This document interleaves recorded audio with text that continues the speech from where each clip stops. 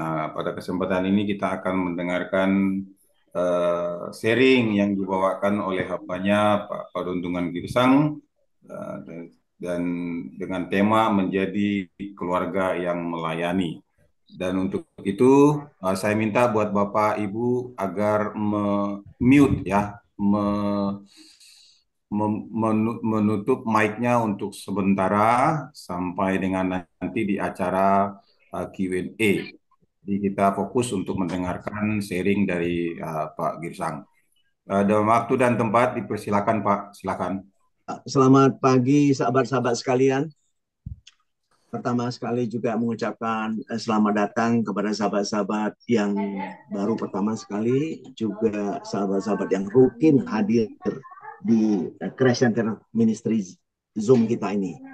Ya, pada pagi hari ini teman-teman sekalian, saya akan menyampaikan tema menjadi keluarga yang melayani.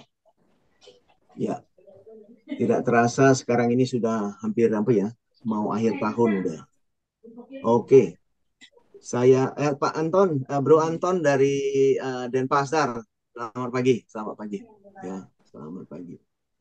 Oke, saya coba sharekan layar saya ya. Layar. Oke, sahabat-sahabat sekalian, inilah tema kita pada pagi hari ini, yaitu menjadi keluarga yang melayani. Saya lanjut. Nah, ini adalah nomor satu, saya mengutip ayat yang menjadi tujuan dan dorongan bagi kita yang masih hidup di bumi ini, menjadi inspirasi bagi kita. Ya.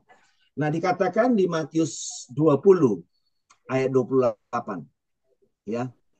Sama seperti anak manusia datang bukan untuk dilayani, melainkan untuk melayani dan untuk memberikan nyawanya menjadi tebusan bagi banyak orang. Wow, inilah hal terbesar yang dilakukan oleh Tuhan kita Yesus Kristus, ya.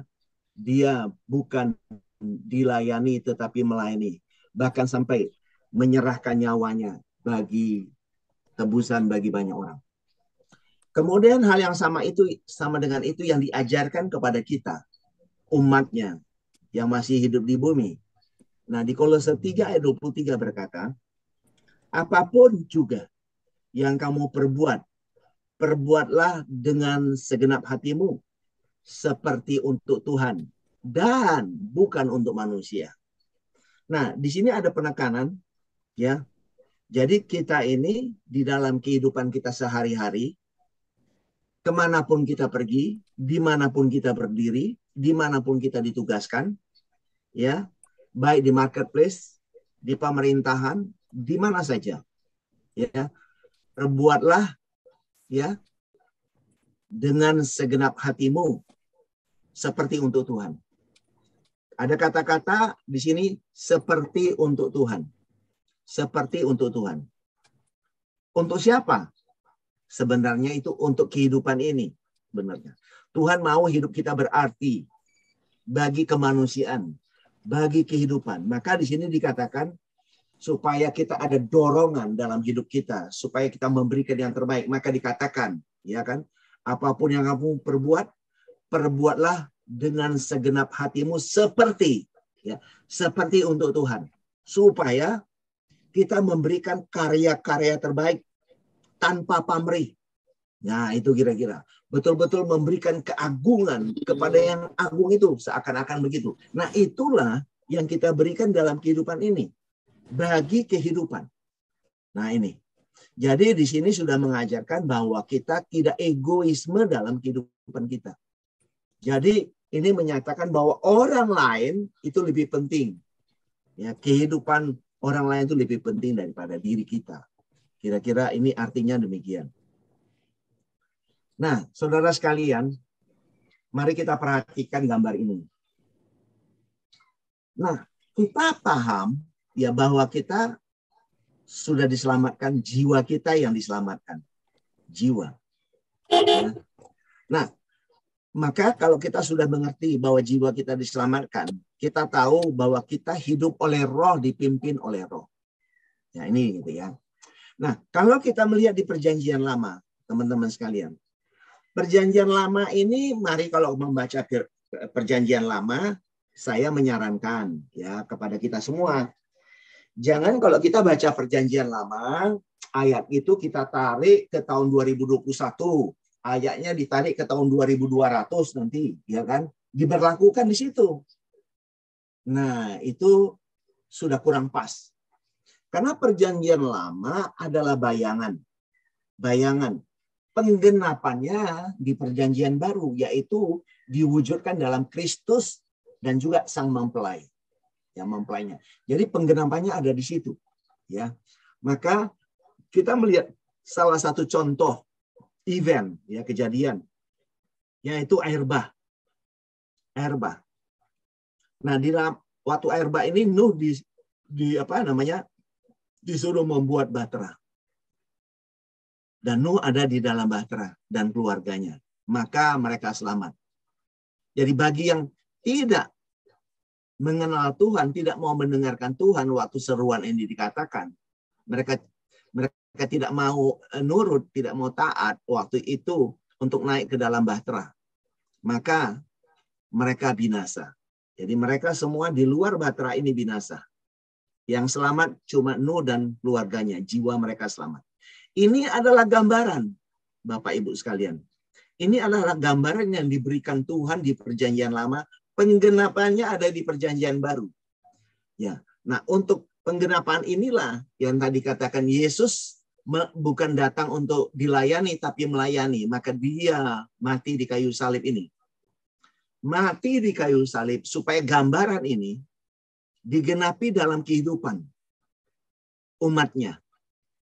Di mana bahtera adalah merepresentasikan atau sebagai gambaran atau bayang-bayang dari Kristus. Jadi Kristus ini yang telah bangkit dari kubur, yang telah bangkit ya dalam roh, ya menjadi roh yang menghidupkan ini. Nah, disinilah kita, setiap kita, baik pria maupun wanita bersama anak-anak, kita sebagai keluarga di bumi ini ada di dalam Kristus ini. Nah, setiap yang ada di dalam Kristus ini, nah inilah yang dikatakan kita hidup oleh roh. Karena apa? Karena Kristus itu telah bangkit dalam roh. Dan telah menjadi roh yang menghidupkan. Ya. Dia menjadi roh yang menghidupkan. Nah, roh yang menghidupkan inilah di Taman Eden disebut pohon kehidupan. Maka dikatakan kita sebagai keluarga, sebagai pribadi, sebagai suami, sebagai istri, sebagai anak, hidup oleh roh dan dipimpin oleh roh. Nah, di Galatia 5 ayat 25 katakan demikian. Nah, inilah kita. Nah, karena kita telah menjadi manusia roh di dalam Kristus Allah yang roh, maka kalau di perjanjian lama dikatakan di kitab Yosua, aku dan seisi rumahku menyembah Tuhan, menyembah Allah. Maka di sini dikatakan, Yesus berbicara kepada wanita Samaria. Dia katakan, engkau menyembah Tuhan yang tidak kamu kenal. Tapi kami menyembah Tuhan yang kami kenal. Maka dia katakan lebih lanjut, janganlah menyembah Tuhan atau Allah di gunung itu. Dan jangan juga menyembah Tuhan di Yerusalem. Sembahlah Allah dalam roh dan kebenaran. Karena Allah itu roh. Jadi kita sebagai keluarga mengerti bahwa relasi kita adalah dalam roh dan kebenaran. Jadi kita menyembah Tuhan dalam roh dan kebenaran. Tetapi di dalam pertemuan-pertemuan komunitas, nggak salah ada nyanyian, ada pujian-pujian, ya ada sharing, kemudian menguatkan, ya berdoa, nggak ada salah. Di situ bagus semua. Tetapi secara pribadi, ya di dalam kehidupan pribadi kita, baik itu sebagai keluarga, di tengah keluarga. Ada waktu namanya disebut menyembah dalam roh dan kebenaran. Ini adalah menyembah setiap saat, every moment. Ya, kita connect kepada Tuhan. Lagi nyetir, lagi bekerja, lagi ini, semua itu connect sama Tuhan. Jadi tiada waktu yang katanya kita bisa berpikir jahat dalam pikiran kita. Itulah kira-kira ya. Sehingga kita ini betul-betul terus menyatu dengan Dia. Nah, inilah keluarga yang Tuhan mau. Dan kita bukan hanya sebagai keluarga yang ada di bumi ini sebagai keluarga, tapi kita juga menjadi bagian dalam keluarga kerajaan Kristus. Ya, jadi kita menjadi bagian dari keluarga Kristus, ya, keluarga kerajaan Kristus. Nah, untuk itu kita di sini keluarga, setiap keluarga itu harus mengerti. Apakah kita mengerti hal ini? Bahwa Yesus itu ya telah diberikan ya bagi siapa yang percaya, maka mereka hidup kekal. Ya, Yohanes 3 ayat 16. Dialah anak yang diberikan ya kan untuk menebus dosa manusia sehingga setiap orang yang percaya selamat, hidup kekal. Nah, di Efesus 2 ayat 8-9 dikatakan, oleh karena kasih karunia kamu diselamatkan oleh iman. Oleh iman, bukan iman kita, saudaraku. Bukan iman masing-masing, bukan. Iman itu berbicara Kristus. Itu bukan hasil usahamu, ya. Itu bukan hasil usaha kita. Tapi itu adalah Kristus yang melakukannya untuk kita. Maka waktu kita menyadari ini, maka kita tahu persis. 1 Petrus 1 ayat 9 berkata, engkau, waktu kita mengenal Kristus, yang telah turun ke bumi, telah mati di salib dan telah bangkit, dan kita menyatu dengan Dia, kita tahu betul bahwa kita telah mencapai tujuan iman kita, yaitu Kristus. Kita hidup di dalam Dia. Ya, Dia mati untuk kita dan hidup di dalam Dia. Maka jiwa kita selamat. Nah, inilah yang harus dimengerti oleh setiap orang, setiap keluarga, baik sebagai papa, sebagai mama, sebagai anak-anak. Maka kalau kita mengerti, maka keluarga kita akan luar biasa. Luar biasa di dalam Tuhan. Dan memiliki hatinya Tuhan. Nah, ini penting. Jadi keluarga kita akan memiliki pikiran dan perasaannya Tuhan dalam kehidupan ini. Kemanapun mereka pergi. Dimanapun mereka berkumpul. Nah, jadi keluarga harus mengerti. Nah, karena maka diterangkanlah di kitab Matius 13 ayat 23. Jadi masing-masing kita ini seperti tanah yang subur, teman-teman sekalian. Kita ini seperti tanah yang subur. Waktu kita mendengar firman, ditaburi firman, nah kata pertama, kata inti, kata kunci yang pertama adalah mengerti. Habis mengerti kita berbuah. Berbuah di situ apa? Kita lebih mengenal Sang Kristus. Dan Dia hidup di dalam kita, kita hidup di dalam Dia. Maka kita bisa dipakai Tuhan untuk melakukan hal-hal yang luar biasa di dalam kehidupan kita. Termasuk dalam pelayanan kita, melayani dengan sepenuh hati. Ya, apapun yang engkau perbuat, perbuatlah dengan segenap hatimu. Seperti untuk Tuhan. Ya, nah itulah juga yang kita lakukan kepada siapa? Orang-orang yang kita layani. Supaya mereka juga bisa mengenal dan menerima Kristus sebagai Tuhan dan Juru Selamat pribadi mereka masing-masing. Nah, saudara, teman-teman sekalian, di nomor 3 ini ada pertanyaan. Nah, itu kita sudah cerita itu. Pertanyaannya, ya, sadarkah kita? Nah, ini kita sudah dengar firman, udah puluhan tahun orang belajar, ya kan? Pertanyaannya, sadarkah kita akan hal yang kita ceritakan di atas itu tadi? Bahwa identitas kita, nah ini, identitas kita, baik sebagai suami, baik sebagai istri, maupun sebagai anak-anak, baik sebagai komunitas, kita udah mempunyai identitas. Untuk mengerti identitas ini, kita perlu renewing mind. Perlu pembaharuan pikiran yang katanya dulu di Alkitab itu bertobatlah. Bertobatlah bukan dari orang jahat jadi orang baik. Bukan itu. Itu urutan berikutnya.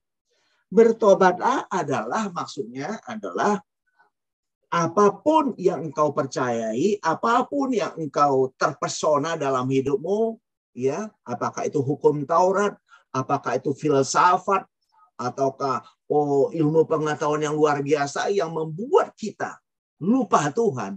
Nah, itu kita butuh renewing mind supaya kita kembali memperbarui pikiran kita supaya kita fokus kepada Kristus. Nah, ini penting. Ya, sehingga apa? Kita tahu bahwa kita unity. Kita tahu bahwa kita memiliki tadi relasi. Relasi kita dengan Tuhan yang disebut tadi dalam ayat Yohanes 4 ayat 24, yaitu apa? Dalam roh dan kebenaran. Nah, karena kita sudah unity, sudah satu, ya, karena di 1 Korintus 6 ayat 17 juga katakan, ya, tetapi siapa yang mengikatkan dirinya pada Tuhan menjadi satu roh dengan Dia. Jadi kita ini telah menjadi satu roh dengan Kristus. Jadi kita memiliki keintiman yang dalam bahasa Yunani disebut ginosko. Nah, ginosko ini satu ungkapan, ya, satu pemahaman, pengertian yang dalam sekali, di mana itu seperti relasi keintiman suami dan istri. Nah, itulah yang Tuhan mau, bahwa kita memiliki, setiap kita pribadi maupun keluarga, memiliki keintiman yang begitu dekat, ya, dengan Kristus. Maka disebut kita telah menjadi satu roh. Ya, ini kita telah menjadi satu roh. Jadi kita memiliki keintiman yang sangat-sangat intim. Nah, inilah identitas inilah, ya, bahwa renewing mind, bahwa kita oleh salib Kristus, ya, kita telah dibangkitkan di dalam Dia, di dalam Kristus. Kristus pun telah bangkit dalam roh. Kita pun sebagai manusia baru, ya, manusia baru yang telah diselamatkan, kita sudah hidup kekal, kita telah menjadi manusia rohani, manusia roh, manusia spiritual, manusia ilahi. Kita ini Bapak Ibu, sekarang ini, kita ini sudah segambar dan sepeta, ya, dengan Kristus, serupa dengan Kristus. Kita ini sudah segambar dan serupa dengan Kristus. Jangan melihat dalam bentuk daging kita, tidak. Tapi lihatlah manusia roh kita, manusia spiritual kita, manusia ilahi kita yang telah dilahirkan di dalam Kristus. Nah, ini yang harus kita lihat. Jadi kita bisa melihat. Maka tidak heran Bapak Ibu sekalian. Di 2 Korintus 5 ayat 16 dikatakan, kita tidak bisa lagi menilai orang menurut ukuran manusia. Apalagi Kristus tidak bisa lagi dinilai dengan ukuran manusia. Kenapa kita tidak bisa diukur dengan ukuran manusia? Karena kita ada di dalam Kristus. Kita telah menjadi manusia baru. Yang lama telah berlalu, yang baru sudah datang. Nah, itulah kita. Itulah status. Identitas kita adalah manusia baru, manusia rohani. Nah, inilah yang harus dipegang di dalam kehidupan setiap pribadi dan setiap keluarga. Baik kita sebagai keluarga di bumi ini yang mendapat proyeksi dari sebagai keluarga kerajaan Kristus yang terproyeksikan ke dalam keluarga kita di bumi ini. Nah, inilah yang harus kita mengerti. Jadi kita ini semua ada di dalam Kristus. Ya, Kristus sebagai kepala, kitalah tubuhnya. Kitalah bait sucinya. Bait suci yang kudus. Ya, karena kita sudah ditebus satu kali untuk selama-lamanya. Jadi kita ini adalah orang yang kudus. Ya. Nah, Efesus 1 ayat 4 ini berkata, ya, perencanaan Tuhan, ya. Kita ada diciptakan di dalam Kristus. Untuk apa? Untuk hidup kudus, tak bercacat celah. Sebelum dunia ada. Jadi sebelum dunia ada, kita sudah direncanakan untuk diciptakan kudus tak bercacat celah. Maka Kristus turun ke bumi. untuk mewujudkan dengan melahirkan kita di dalam Dia.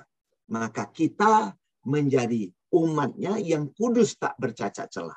Maka kita adalah berhak disebut menjadi keluarga kerajaan Kristus. Nah, keluarga kerajaan Kristus itulah yang kita bawa di bumi ini. Yang kita implementasikan dalam kehidupan kita sehari-hari. Di mana relasi kita kepada Tuhan.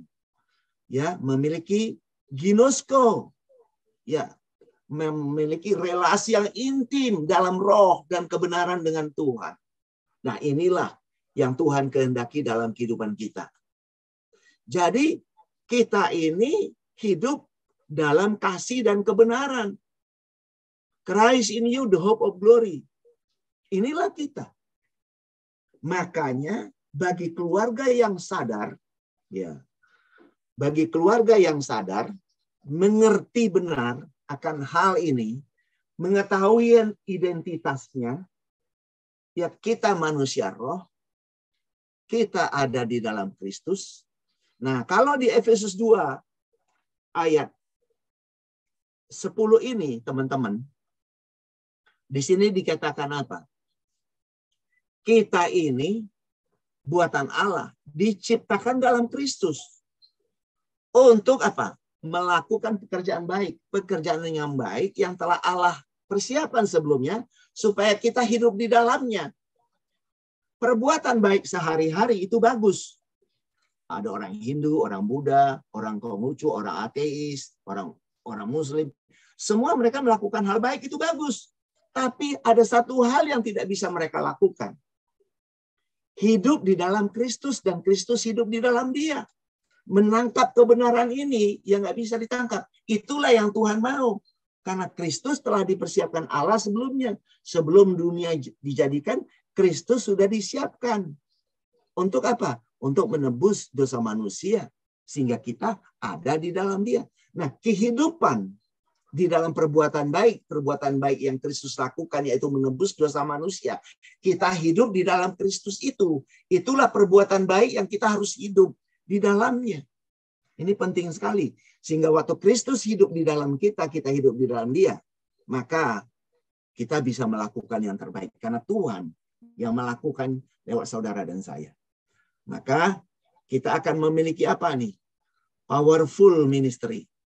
Jadi ministry atau pelayanan kita yang memiliki kuasa.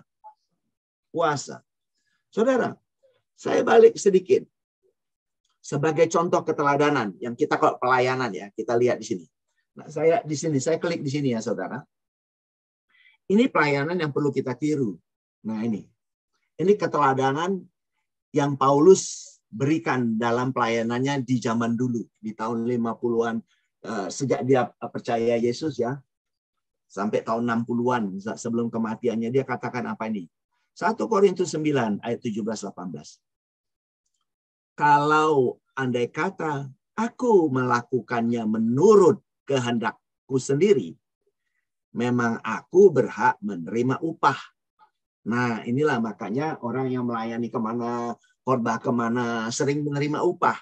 Ya, ada amplop yang diterima. Ya. Nah, kalau itu kehendak dia.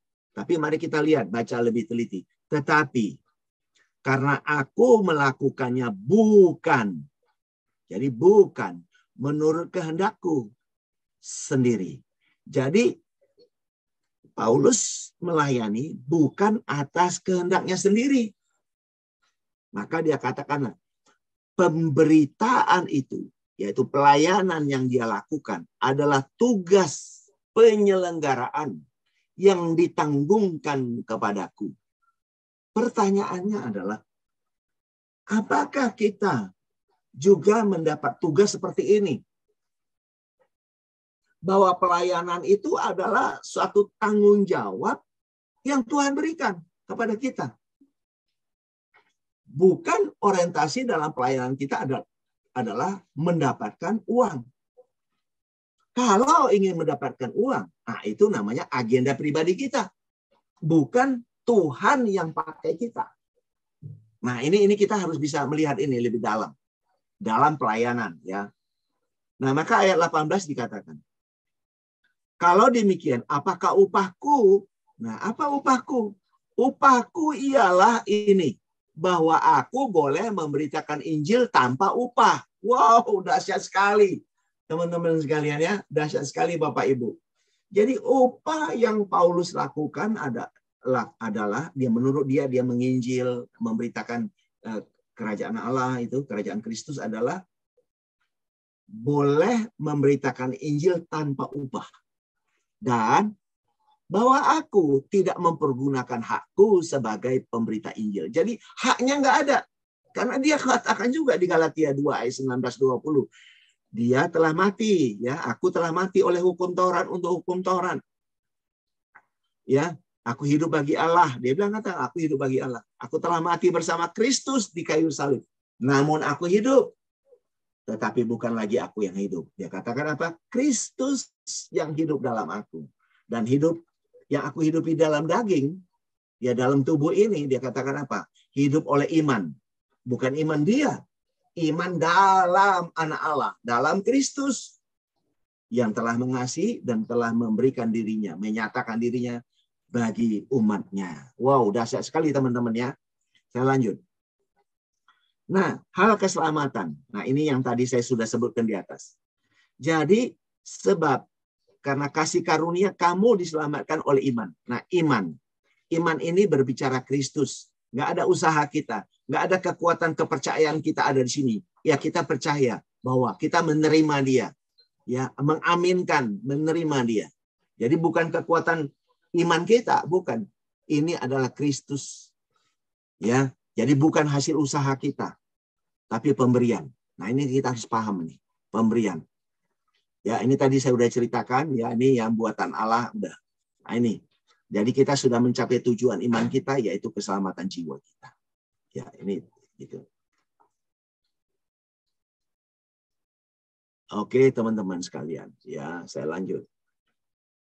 Nah, teman-teman, jadi kita mari pahami bahwa kita adalah tubuhnya, kita adalah keluarga kerajaan Allah, ya, kita adalah keluarga kerajaan Kristus yang turun di bumi. Nah, itu kira-kira. Kita dilahirkan di dalam Kristus. Kita ini kalau dikatakan teman-teman sekalian di Wahyu 3 ayat 12, kita ini adalah para pemenang yang tidak pernah keluar lagi dari bait suci Allah. Kita disebut sokoguru, yang tidak keluar lagi dari bait sucinya, yaitu tubuh Kristus. Dan kita, ya, kita ini sebagai keluarga pribadi, kehidupan kita sebagai keluarga kerajaan Kristus, kita telah disebut apa? Yerusalem baru. Jadi kita ini adalah Yerusalem baru itu, ya.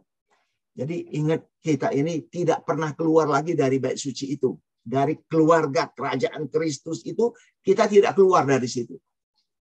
Nah, keluarga kerajaan Kristus itulah yang kita implementasikan turun di bumi ini menjadi keluarga. Nah, maka hati Tuhan mengalir. Maka kita memiliki pelayanan yang powerful. Punya kuasa, ada kuasa dalam pelayanan kita. Ya, ini penting sekali untuk kita pahami. Maka di ayat Kolose 1 ayat 28. Nah, ini di sini katakan nanti ya, saya cerita di sini. Nah, untuk itulah dalam pelayanan kita. Kita berbicara di sini, sahabat-sahabat sekalian, di dalam pelayanan kita. Bukan lagi kita berbicara amanat agung. Kita tidak gembar-gemborkan amanat agung, teman-teman sekalian. Mengapa? Pertanyaannya. Kenapa Pak Girsang berkata demikian?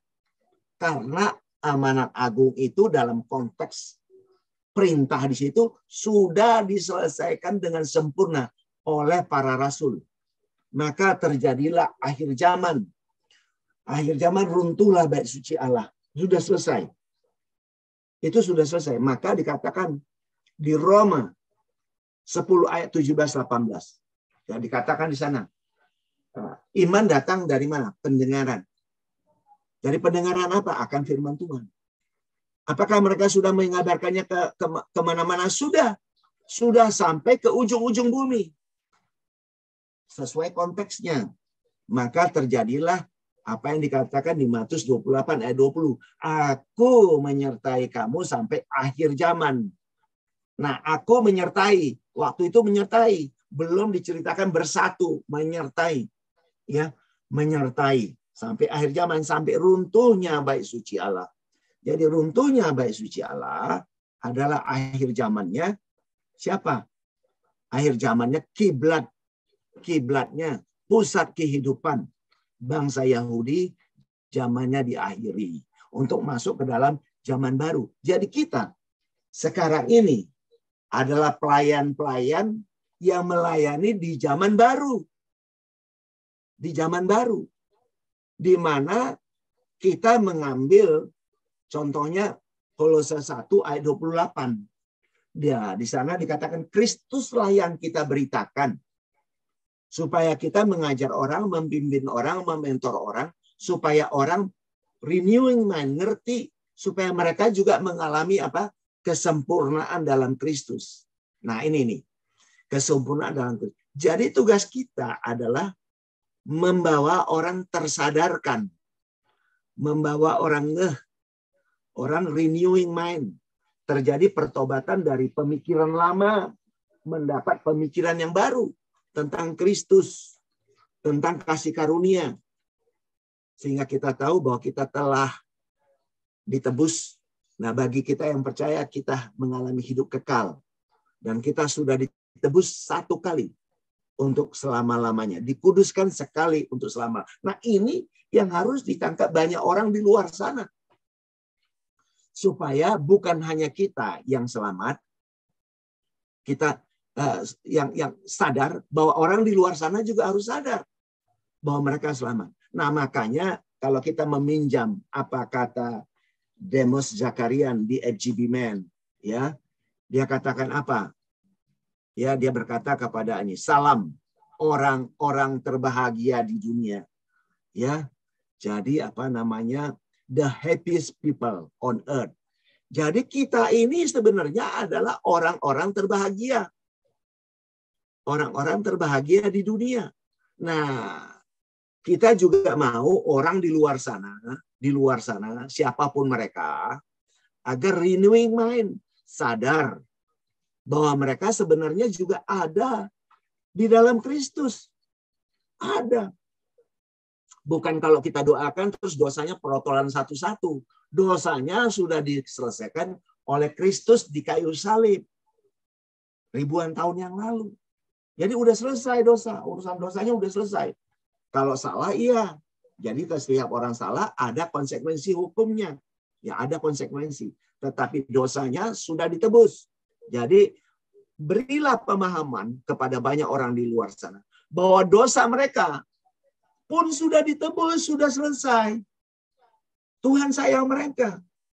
Nah, supaya mereka mengalami apa? Menyadari bahwa mereka juga hidup di dalam Kristus. Mereka juga orang yang terbahagia. Orang sudah ditebus. Jiwanya sudah selamatkan. Nah, itulah tugas kita bersama. Tugas dari kerajaan Allah yang diturunkan kepada kita. Dari kerajaan Kristus kepada kita. Supaya tiap-tiap orang mengalami kesempurnaan dalam Kristus. Dan orang lain, orang-orang yang kita layani juga, supaya memiliki relasi ginosko dengan Tuhan, dengan Kristus dalam roh dan kebenaran. Supaya mereka juga menikmati keintiman dengan Tuhan. Bukan hanya kita. Gitu. Nah, ini dahsyat sekali teman-teman. Nah, ini adalah yang terakhir sebagai kesimpulan dan ajakan bagi kita semua. Mari kita yang sudah hidup dalam kerajaan Kristus, yang sudah bersatu dengan Kristus, yang sudah memiliki relasi ginosko dalam roh dan kebenaran, di mana tidak ada waktu harus jam sekian, nggak ada lagi. Every moment, setiap saat, setiap tarikan nafas kita, ya, setiap tarikan nafas kita menyatu, memiliki relasi yang intim dengan Kristus, Sang Tuhan kita yang hidup, Sang Firman yang hidup. Ya, jadi dahsyat sekali teman-teman sekalian. Nah, untuk itulah kita mengajak baik diri kita maupun orang yang kita layani untuk metanoia, pertobatan. Pertobatan artinya apa? Mengalihkan pikiran supaya fokus kepada Kristus. Waktu kita fokus kepada Kristus, Dialah sebagai Tuhan dan Juru Selamat kita. Kita hidup di dalam Dia, Dia hidup di dalam kita. Nah, ini penting sekali. Sehingga akhirnya kita bisa memberikan yang terbaik. Kita bukan menjadi orang jahat, tapi orang benar, orang kudus. Ya. Nah, ini butuh renewing mind, perubahan pikiran. Ini tahap awal. Kemudian setelah itu kita mengerti, mengenal, understanding, mengenal Kristus, teman-teman sekalian. Sebagai apa? Kristus sebagai Tuhan yang benar. Kristus adalah Allah yang roh. Kristus adalah Tuhan yang maha hadir, teman-teman sekalian. Tuhan yang tidak bisa dibatasi oleh ruang dan waktu. Kristus adalah Tuhan yang omnipresent. Sekarang ada di Jakarta. Pada yang saat yang bersamaan juga ada di Semarang, ada di Bali, ada di Denpasar, ya, ada di Amerika, ada di New York, ada di kota-kota, di mana saja Dia ada. Karena Kristus adalah Allah yang roh. Maha hadir, omnipresent. Dia ada di mana saja.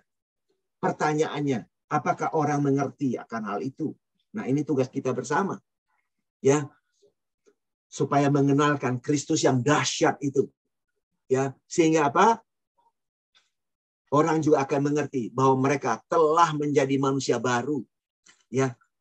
Baik kita maupun orang yang kita layani harus mereka ngerti bahwa mereka adalah manusia roh, manusia ilahi yang hidup di dalam Kristus Allah yang roh. Wow, dahsyat. Nah, waktu kita mengerti itu kita tahu bahwa kita telah berakhir. Akuku, egoku, ego kita, keakuan kita sudah nggak ada. Karena Kristus yang hidup dalam setiap kita. Dan Kristus juga yang hidup dalam orang-orang yang kita layani, teman-teman sekalian.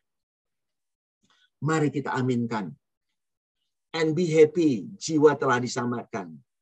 Inilah kita menjadi orang-orang yang terbahagia di dunia.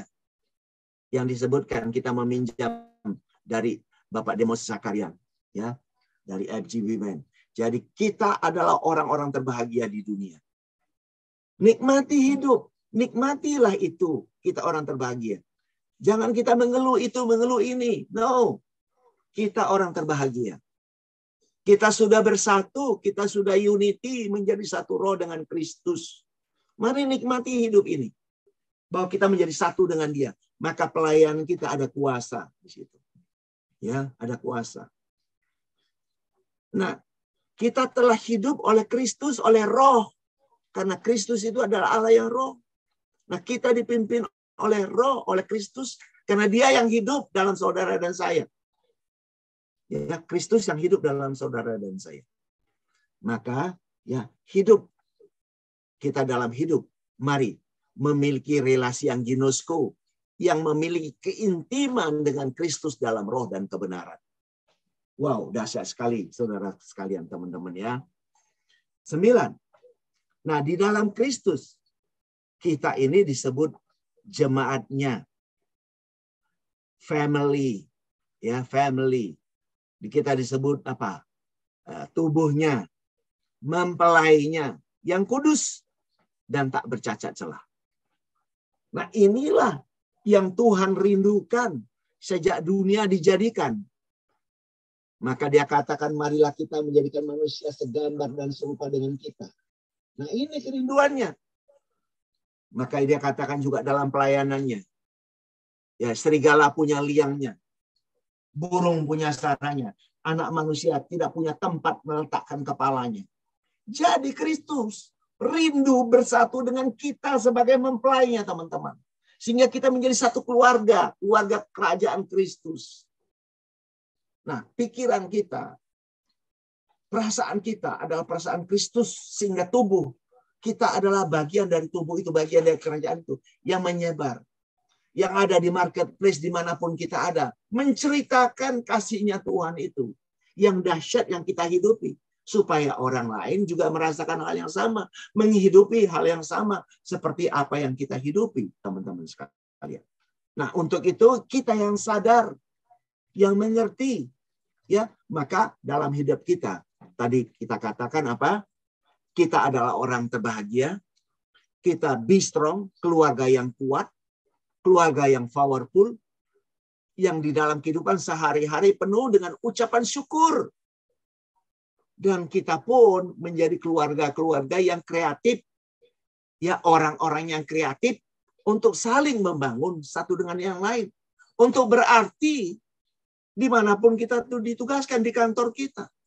Kita menjadi orang yang disebut the solver of the problem dalam hidup kita. Kita menjadi berkat, menjadi bermanfaat dimanapun kita berada, teman-teman sekalian. Dimanapun kita dipercayakan. Kalau di pemerintahan, do the best in your job. Ya, in your position, do the best in your position.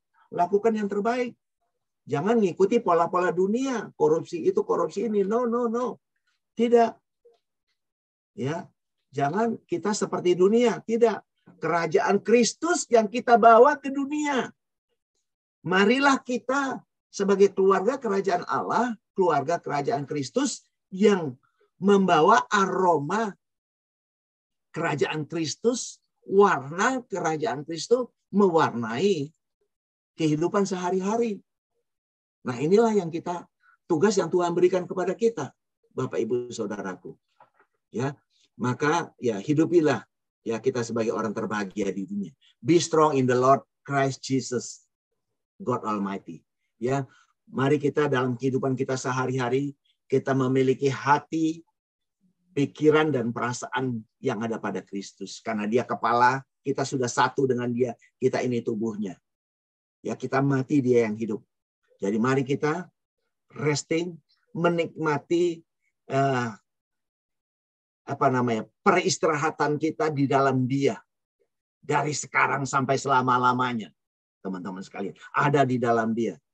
So resting in Christ, nikmati peristirahatan kita dalam Dia dengan apa, saudara? Ya, kita menikmati berkat keselamatan, menikmati berkat-berkat rohani yang Tuhan berikan. Dan itulah yang mengalir, terimplementasikan. Sehingga Kristus terekspresikan dari hidup kita. Baik keluarga kita maupun pribadi kita. Nah, ini penting sekali teman-teman sekalian. Ingat, dalam pelayanan kita ada kuasa Tuhan. Ada kuasa. Sesuai tadi itu dengan Kolose 1. Kolose 1 ayat 29. Ya, Kolose saya baca ini ya, Kolose 1 ayat 29. Biar ayatnya persis ya. Kolose 1 ayat 29. Teman-teman sekalian, ya, Kolose 1 ayat 29. Nah, inilah. Paulus berkata, itulah yang kuusahakan. Ya, artinya pemberitaan ya, pemberitaan tadi yang membawa orang supaya mengalami kesempurnaan dalam Kristus, ya. Itulah yang kuusahakan dan kupergumulkan dengan segala tenaga sesuai dengan kuasanya. Nah, ini sesuai dengan kuasanya, kuasa Tuhan yang mengalir, ya, yang bekerja kuat di dalam aku. Nah, kuasa Tuhan yang sama ada pada setiap kita, ya, setiap saudara, setiap keluarga. Ada kuasa Tuhan di dalam kehidupan kita. Ada kuasa Tuhan di dalam pelayanan kita. Ya. Nah, ada kasih juga. Ya, ada kasih yang mengalir. Ya, do the best dalam kehidupan kita. Serta yakini ya bahwa hidup kita berdampak positif. Menjadi kesaksian yang menginspirasi banyak orang di marketplace, di pemerintahan, di mana saja. Sehingga banyak orang ya kagum dan bisa menerima Kristus sebagai Tuhan. Kita menjadi berkat, bermanfaat bagi lingkungan di mana kita ada, bagi kota-kota di mana kita ada, bermanfaat bagi pemerintahan, bagi Indonesia, dan bagi bangsa-bangsa. Mari kita ambil bagian juga dalam menyiapkan, mementor generasi ke generasi. Generasi anak-anak cucu kita perlu dipersiapkan dengan benar. Supaya mereka mengenal Kristus, hidup dalam Kristus. Supaya mereka juga memiliki ginosko, keintiman dengan Tuhan dalam roh dan kebenaran.